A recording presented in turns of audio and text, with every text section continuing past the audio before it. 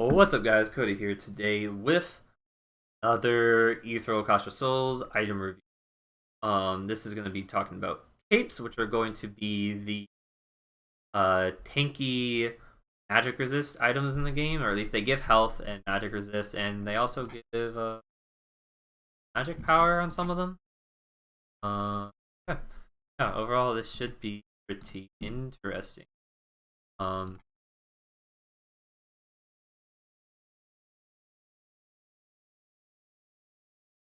why are these items not in here? I don't know why the cloaks are not in this setup, but they're not. But whatever. They're just the tier 2 items. Um yeah, so Cape, magic resist 50 health. And, like I see 50 health and I think that's not a lot. But yeah. And I think these are just one is this one gives a little bit more health, one gives a little bit more. Okay. So nothing too special off of that. So let's just get right into the tier 3 versions of the cape.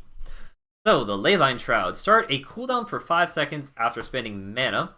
After 5 seconds have passed or all abilities have been cast, gain a shield based off of 50% of the total mana spent during time. This is an interesting item.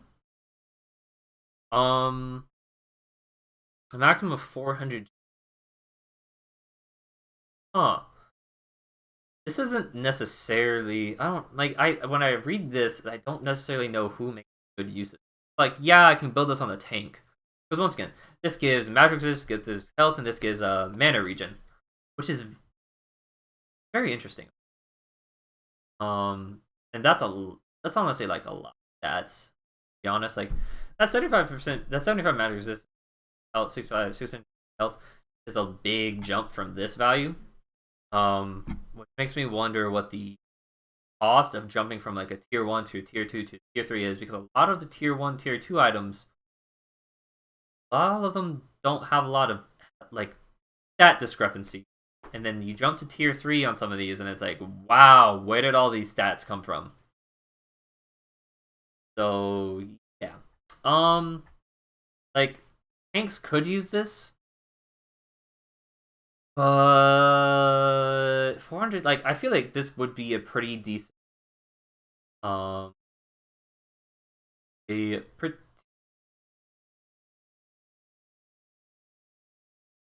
item for a support tank maybe. Just because they would need extra like stats for. However, it's this 5 seconds have passed or all abilities have been cast.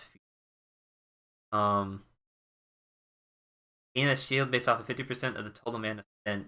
Like maximum of 400. You're telling me I can spend 800 mana total when the items in the game don't really give that much mana to be very like. That's the one part like I'm confused on.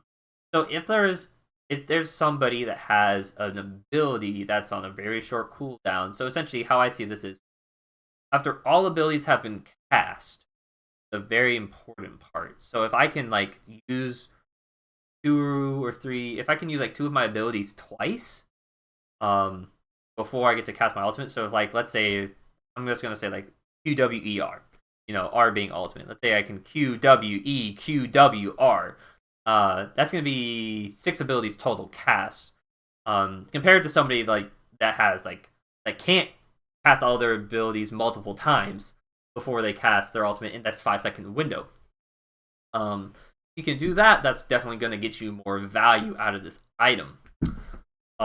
Which means that this item would definitely synergize well with cooldown reduction if you can hit that threshold. Um, Otherwise, though, it seems like seems very awkward. I think that like definitely like an item that you can build on just tanks in general or bruisers, but they wouldn't necessarily get the most benefit out of the passive. But then if you're building it on some type of mage, then it's like why are you getting this exactly? Like this doesn't it just doesn't make a lot of sense. And it's like anyone that's like has long cooldowns doesn't really want this either. Like, it just seems a very awkward item unless you can really, unless you're a really heavy like burst mage that wants the shield, which means that you have to be like in close proximity to. And you wouldn't be you'd be getting this as like a pretty getting this as one of your last items as well. It just seems very weird, and like when I see this, I don't know who exactly. Like granted, I don't know the kits and whatnot. Very like and it seems very awkward at first glance. Mage Slayer's cloaks. This is the one of the first items I've looked at in the video since I'm in alphabetical order for recording purposes. That has the while above 50% gain a positive effect, or gain an offensive stat, while below gain a defensive stat. So while above 50% gain 50 magic power, which is a pretty amount of magic power, and while below gain 20 magic resistance. The stats on this seem pretty good. Outside of like, I guess like let's compare it to Leyline Shroud. Obviously, since that's the first one we looked at. 75 magic resistance, 650 health compared to 500. Yeah, the stats on this is actually way better. Just because you get more stats in addition, I think. I think it's just way better and more useful. Now, I don't know who makes good use of these while above gain offensive, while below gain defensive stats items. I would imagine baby bruisers, anybody that has some type of lifesteal, I think, could make good use of this. That also wants tanky. So once again, bruisers. I don't necessarily see tanks making great use of this. If tanks in this game end up being just a bunch of bruisers, then yeah, this would be pretty good. But if like tanks are like actually like true tanks, then it just seems very awkward. That's going to be my opinion on all of these items that have this have a similar effect as this. But overall, I think it's Shawl of Serenity. The first healing or shielding effect you receive splashes for 50% of the effect onto a nearby allied mid.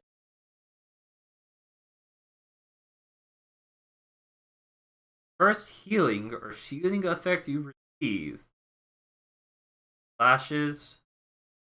So, I imagine this works with your own ability. Which means, if you have an ability that shields you for a large amount, or an item that shields you for a large amount, you would want this. I don't necessarily think you necessarily want the tank, and in fact, I think if you're playing a tank, or like, you wouldn't want this on an enchanter, I should say. And I don't think you want, as a tank, you don't want the enchanter actually healing you unless you very desperately need it, because you want to be getting, because it's a 45-second cooldown, which means that it's not going to be up for like the next fight. Like potentially whenever it happens, you're going to lose effect. Which is a pretty big deal in a team fight. That's deadly. That's devastating. If like, just because I already know that like hollow shield can get you a 1,000 health shield. 1,000 health shield. Granted, you have to be below 30%. But if you can proc something like that, if you can get a big shield effect on you with this item, you're all of a sudden shielding. Like imagine you get that 1,000 health shield. You just shielded everyone around you for another 500 health. Like, whew, that's insane in my. Granted though, some of these items do have certain stipulations for you to hit them. But I do think there are other items that have similar effects as the Hollow Shield. That would have really good synergy with this. And yeah, this obviously has less stats, but it has a better effect. Once again, I just don't want to get that healing effect, I would imagine, and really need it, or unless healing is like really strong. And potentially, like if you're a bruiser, getting that healing effect could be really useful with this item, just because you're not necessarily having a shielding effect Although if you're a bruiser, you probably want some shielding effects happening though. Yeah, you definitely want some shielding effects happening now that I think about it. But probably would be getting other items instead. So I think this item might be extremely strong. Might be. It depends on how easily you can synergize it with other items or with different abilities. And the last one for the capes, the Stone Skin Mantle. Enchant your skin with dampening stone, reduce first hard crowd control by 75%. This one gives the most magic resist, but the least amount of health. And it's probably a really bad item.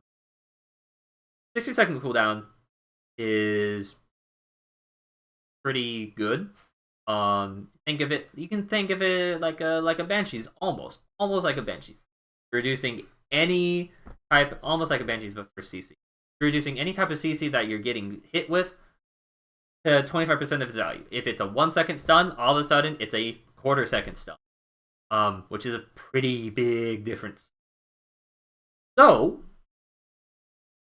yeah, 60-second cooldown is great. However, buying this on a tank feels pretty bad.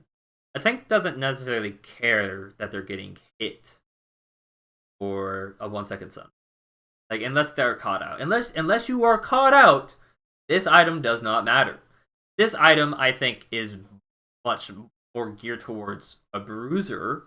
You're going to hear me say that a lot, that these items feel much more geared towards bruisers, just based on stats or based on abilities.